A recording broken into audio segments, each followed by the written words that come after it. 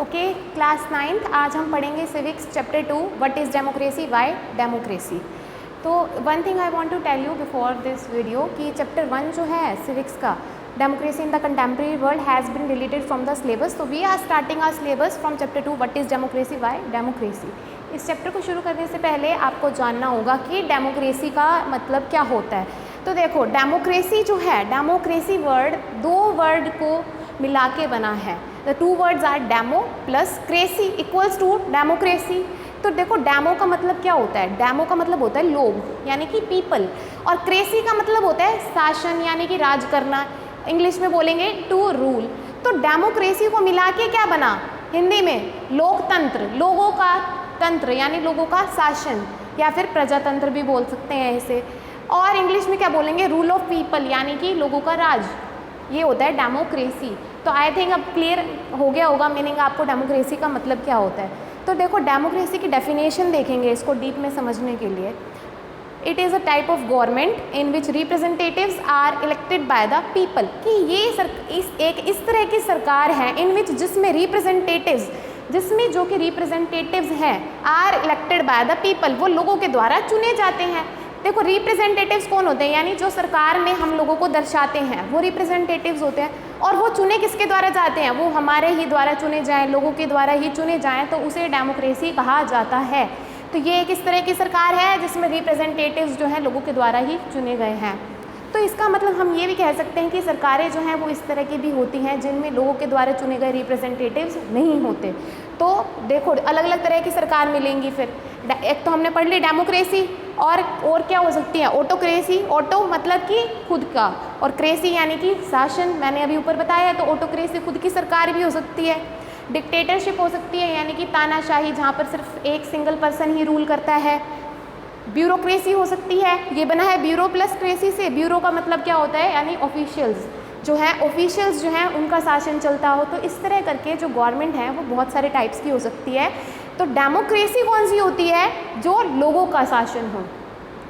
अब देखो, हर देश में अलग अलग तरह, आपको हर अलग तरह के देश में अलग तरह की जो है गवर्नमेंट मिलेगी, ठीक है। लेकिन वो लोग कभी भी एक्सेप्ट नहीं करेंगे कि वो डेमोक्रेसी नहीं है, ठीक है। सभी लोग यही दिखाना चाहते हैं कि वो जो है वहाँ पे उस देश में जो है डेमोक्रेसी है। तो हम कैसे उसे डिफ्रेंशिएट कर सकते हैं कि उस देश में डेमोक्रेसी है या वो देश प्रिटेंड कर रहा है कि वहाँ पे डेमोक्रेसी है।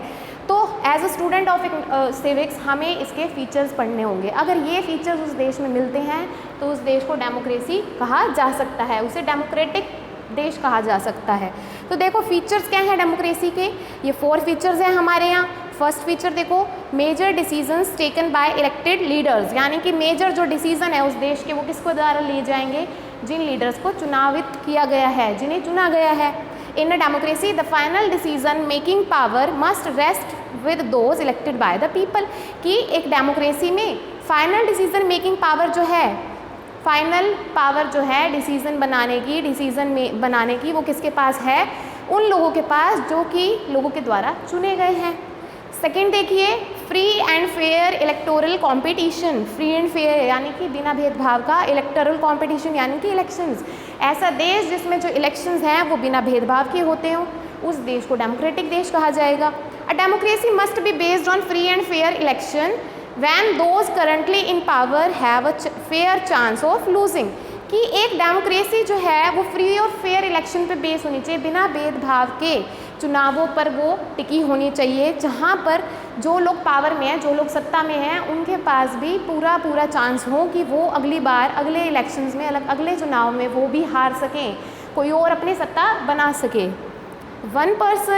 थर्ड फीचर देखिए, 1 पर्सन 1 वोट 1 वैल्यू। 1 पर्सन यानी कि एक जो पर्सन है, एक इंसान, 1 वोट, उसके पास 1 वोट, एक ही वोट देने का अधिकार हो, वो एक से ज़्यादा वोट नहीं दे सकता।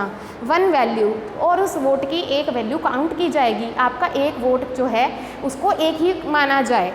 इन a democracy each adult citizen must have 1 vote and each vote must have 1 value. कि एक डेमोक्रेसी में एक जो एडल्ट सिटीजन है, 18 साल से ऊपर वाले जितने भी इंसान हैं, मस्ट हैव 1 वोट, उनको एक वोट देने का अधिकार है।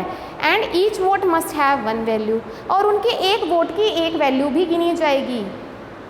फोर्थ फीचर देखिए, rule of law and respect for rights, यानी कि कानून का अधिकार और जो सिटीजन्स है उनके राइट्स की रिस्पेक्ट की जाए, जहाँ पे उसे डेमोक्रेटिक देश बोला जाता है। A democratic government rules within limits set by constitutional law and citizens rights, कि एक जो लोकतांत्रिक सरकार है वो किस तरह से रूल करे, वो किस तरह से राज करे, कि वो इस तरह से राज करे कि वो संवैधानिक कानून का पालन करे, वो उसकी अवहेलना ना करे, कानून का पालन करते हुए उसे लोगों के राइट्स की रिस्पेक्ट करनी है। तो जिस देश में आपको ये 4 फीचर्स देखने को मिले उसी देश को डेमोक्रेटिक देश बोला जा सकता है। अगर इनमें से एक फीचर भी उस देश में नहीं है तो वो हम उस देश को डेमोक्रेसी, हम उस सरकार को डेमोक्रेसी नहीं बोलेंगे। अब इसे और ज़्यादा डीप में समझने के लिए हम इन चारों फीचर्स को अलग अलग देशों के एग्जाम्पल्स के साथ पढ़ेंगे, वो मैं आपको नेक्स्ट वीडियो में बताऊँगी। Thank you.